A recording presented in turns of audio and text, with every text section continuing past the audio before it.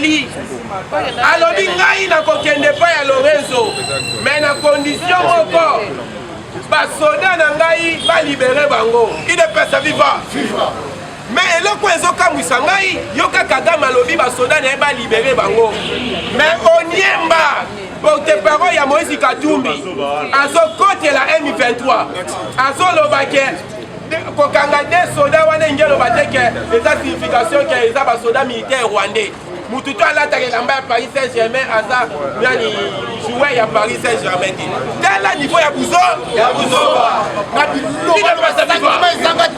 nalobaka biloko mosu ifo esalama boyebaka bayinya Kongo babatami wa porte-parole ya parti ya Moïse Katumbi aboyi na ye intérêt ya mboka azo soutenir intérêt ya individu au pe aza étranger. Pourquoi azokotela Rwanda? Parce que ayebi ke Rwanda nde eza pays ya mwasi ya mokonzi na Karine Niao. Il est pas sa viva. Parce que Karine Niao mwasi na ye papa na ye azalaki ambassadeur ya Rwanda na Belgique. Voilà parti oyo bozolinga baya bazwa pouvoir. Na biso parti ensemble wana so reçu pouvoir. Bana na biso na bana M23 ko risquer ba beta bila ça. Il ne peut pas vivre. Combattant il faut faire la mise. Fati lobi abeti AR. Mais yesengwa voir kende Fati akwe ici na sima.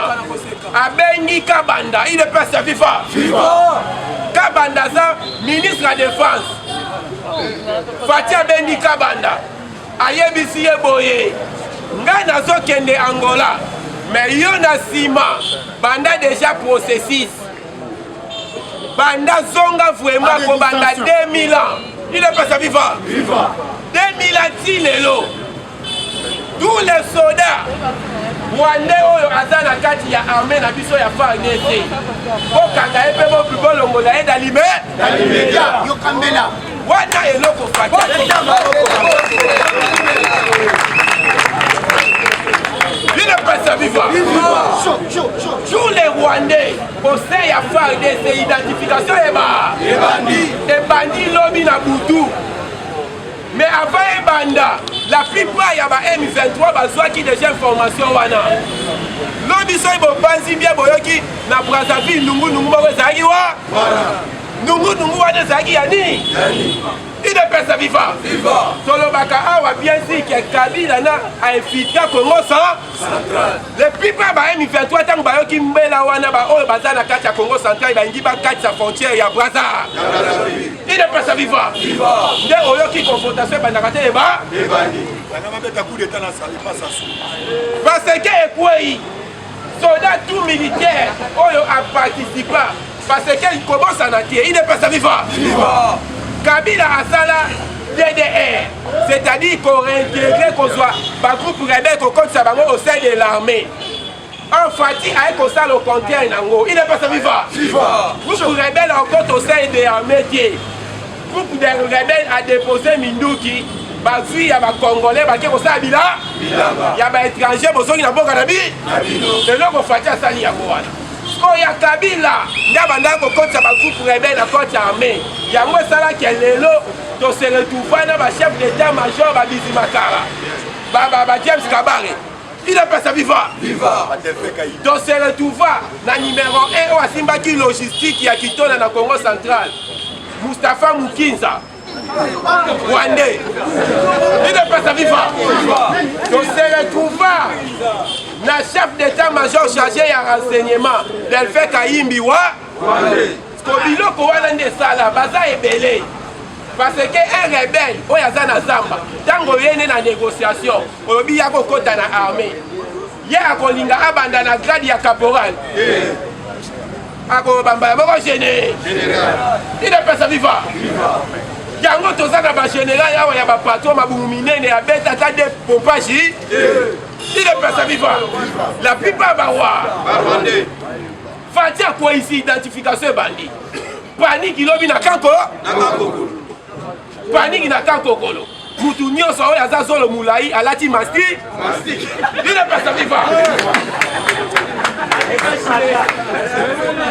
inapesa viva parce que na biso tokomi na village ya Suka. Lorenzo alobi Kagame azosenga libération ya bas militaire na ye.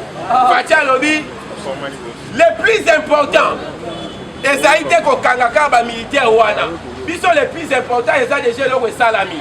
Communauté internationale aza déjà témoin que M23 wana ezaka na maloba eza Rwanda ndazaka na sima na ba. Kozongisa ba militaire wana to kotika na bango eza problème ité. Il ne peut pas vivre. Wana réponse Fati apesi Lorenzo pour na Paul Kagame. Mais au moment où le président solo là, le conseil de sécurité qu'on a déjà Christophe Lutundu là. Alors dit la vérité non. Alors dit oh Rwanda zo sala, azo violé charte ya Nations Unies. Il ne peut pas vivre. Yo Kambela. Toyebi biso tout guerre ya est. Nde espoir misala ba baye de fond ba lobbying ya minene ya monde yo. Ba téléphone, ba ni. Batu wana pe baza na se. Il ne peut pas vivre. C'est la raison Fati tango akendaki na États-Unis. Ayebisi Bill Gates. Tika kopa minduki. Kongo eza na ba état rebelle ya kosala bila. Il ne peut pas vivre. Bitumbezani. Le président de la République a lobby Kanyaga. Et ça lisusu te. Bino bo bénéficier na 70 biso fait. Yo oye na ba entreprise mabele ezali ozo exploiter sala matière ngo pe kaka batu ba sala pe ba uta kaka na Congo eza te Toyota eza mutuka ya ba Japon Amer ya ba mer kende na maluku sala mutuka pesa ngo Kongo Tshisekedi. Merci. Laurent Désiré Kabila parce que lui quand même il était de père et de mère. Bien parlé. Notre mentor est Tshisekedi Mulumba. Moulan Kwasa de père et de mère. Le père de la démocratie. Ayebisi Laurent Désiré Kabila. Batu oyo ba memi yo na pouvoir. Ba Rwandais, ba Ougandais, ba Burundais. Lo yebisa bango ba pesa biso facture. To futa bango ba zonge pa na bango. Laurent Désiré Kabila matoyi mangungi. Matoyi Mangungi. Ayokaki te prophète Tshisekedi, le père de la démocratie. Bazami balete, azali ye moko. Dobete la mentor na biso maboko.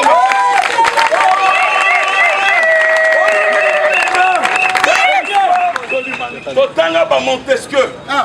Totanga ba John Locke. Totanga ba Karl Marx.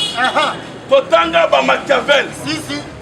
Mais biso, de vivre la grande penseur, de vivre la grande prophète à la personne de notre mentor Etienne Tshisekedi Wamulumba. Merci. Etienne Tshisekedi Wamulumba, notre mentor. Le père de notre président actuel, Fathi Bek. Ayebisine de Konabiso Kabila, de père et de mère, Laurent. Papa, papa sa facture, to futa bango, to tikela. D'organiser un boga nabiso. Laurent Désiré Kabila aboyi. Quelque temps kaka ba Rwandais wana. Basalinini assassiné Laurent Désiré Kabila. Kabila oya lobaki aza Katangé. Oui, il est Katangé de père et de mère. Mais pembeni na ye. Oya banda ko benga mwana na adoptif. Azalaki mwana na yeta azaki infiltré. Le soi-disant mwana na ye azalaki tuti. Makambo nyonso tozali ko vivre awa. Otozo vivre na est de la République démocratique du Congo. Et ça œuvre ya Kabila Kanambe Hippolyte. Nous allons nous rappeler en 2008, au niveau de l'Assemblée nationale, président Ozalaki Vital Kamerhe, un sénateur à vie, Kabila, du vrai nom Kanambe Hippolyte. Bayokana quitté, parce que pour la Kabila, il fallait que l'armée rwandaise est contre la sol congolais. caméra lobby bakoki kokota te sans avoir le parlement. C'est ce qui avait fait ce que Oesalaki écoutait qui a fait que Vital Kamerhe a perdu de poste dans le président de l'Assemblée nationale. En 2009, Kabila, sénateur à vie, à l'époque, ministre des Affaires étrangères, Raymond Tshibanda, a co-signé un représentant Rwanda. À l'époque, la CNDP, à la tête de la CNDP, et c'est là qui compte d'abord.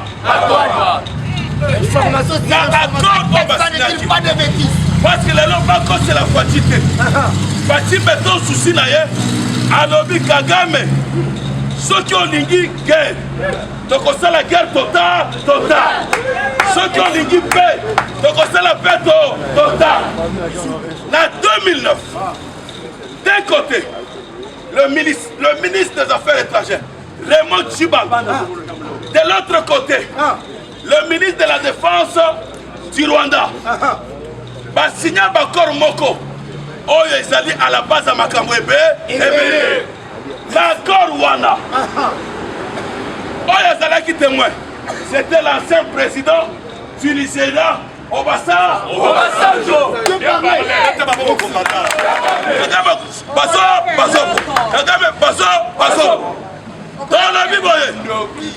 D'un côté, l'ancien ministre des Affaires étrangères, M. Raymond Tshibanda. De l'autre côté, le ministre de la Défense du Rwanda, James Kabarebe. Témoin, l'ancien président Obasanjo. Basigna Bakor. L'accord wana baloba boye. Ba nyonso bazali la CNDP. O bazali ba Rwandais. D'office par intégré armée nationale congolaise. Par quelle magie? Balobi que ba nyonso ba rebelle ya CNDP. Ba ko intégrer vie active politique. Ba signer l'accord wana. Ba service de renseignement rwandais. Ba ça le contrôle. L'enseignement na ba frontière Yo Kambela. Papa. Yo. Banguna yo petit béton. Banguna ya ba congolais de père de domaine. Oui. Bazali ko pesa fati réaction. Oui. Il dépasse viva. Fati B. Fati B. Fati B. Fati B. Alors qui esprit a été Tshisekedi et Kotingai.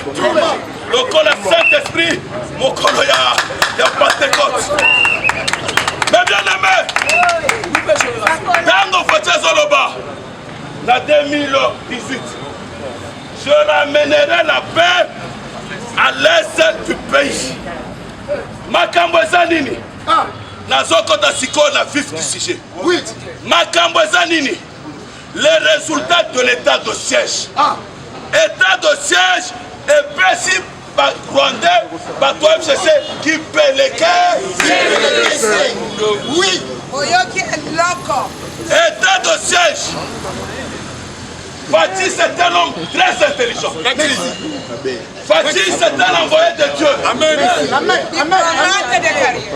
Fati a dans la diplomatie, la Makila, et ça la relation internationale de la campus. Ou bien il y a le cas. Oh, bah, Moussou Bazala, il y a le cas. Mais Kassi, Fati, à la diplomatie divine. Yamaki.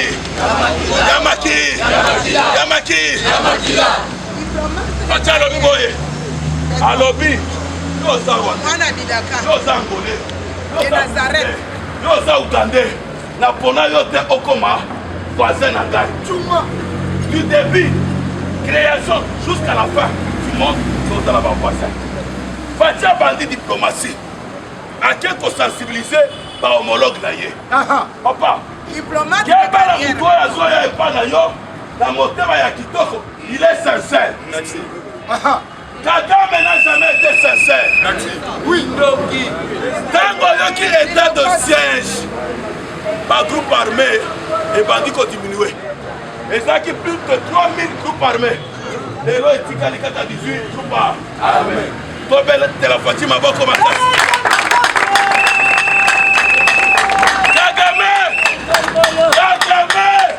ne vivait que des minéraux qu'il volait de notre pays. État de siège. Et ça dit que Rwanda, eux, c'est le premier producteur de coltan et Kita de 26 millions de kilos, soit qui 26 000 tonnes, et là à 150 kilos. Kagame Tali, oyo babanda kobenga pantin, placé. Attends, Fatibé.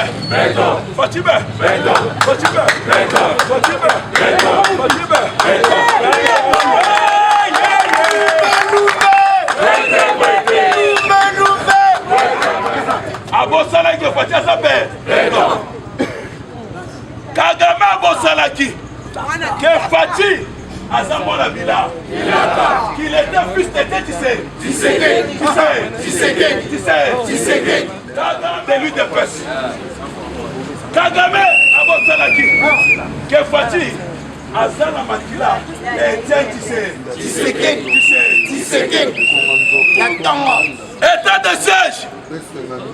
Kabila comme Kagame comme Biloba. Bidja ya Rwanda. Et quoi?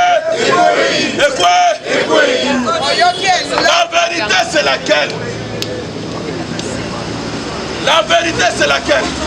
C'est Kagame qui est derrière le M23.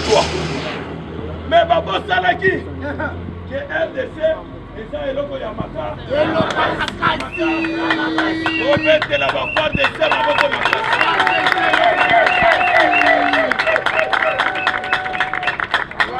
à part de ça, Robert de la paix gouverneur, il y a province à Nord Kivu. Il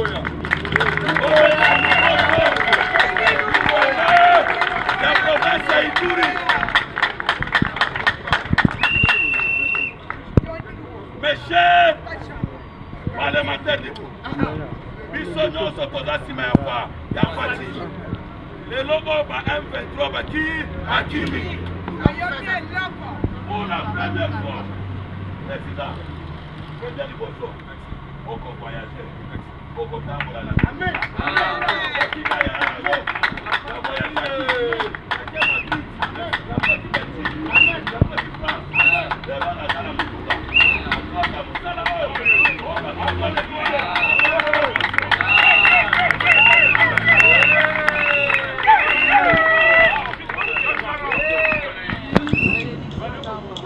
Leader press viva! Kagame Rwandais, Babanda Koya, Bazombo Maoya Biso. Merci. Mais kasi obi ekoye bana ba. Moko kaka. RDC esumbi. Esumbi sum. Tobeta babo.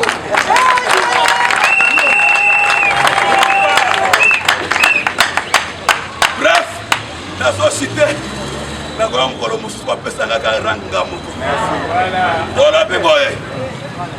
le président de l'Union africaine, Macky Sall, a Sengaki et pas le président d'Angola, Joao Lourenço, en contact avec le président de la République démocratique du Congo, Fatimbe Kambela. Akendepe akutana na nani na Paul Kagame. Yoka décision la bicho. D'abord, na conseil des ministres la semaine passée, de suspendre le vol de Rwanda au Congo. De convoquer Pelisusu, le Kola, Kuluto Alobaki, de convoquer Nini, ambassadeur. Oyo, vice-premier ministre, F. Bazaïba Ayambaki Lobby. On a consignifié Soti Basakani dans 72 heures bakozongisa ye na nini na Rwanda. Lobi mokonzi ya mboka, l'homme de 145 territoires de développement là-bas à la base. Amen. Fatibe akendaki pa Lorenzo, président ya Angola, ayebisi clairement, soit c'est la guerre totale, soit c'est la paix totale. Awa bozomona awa Kagame azali ya kolala.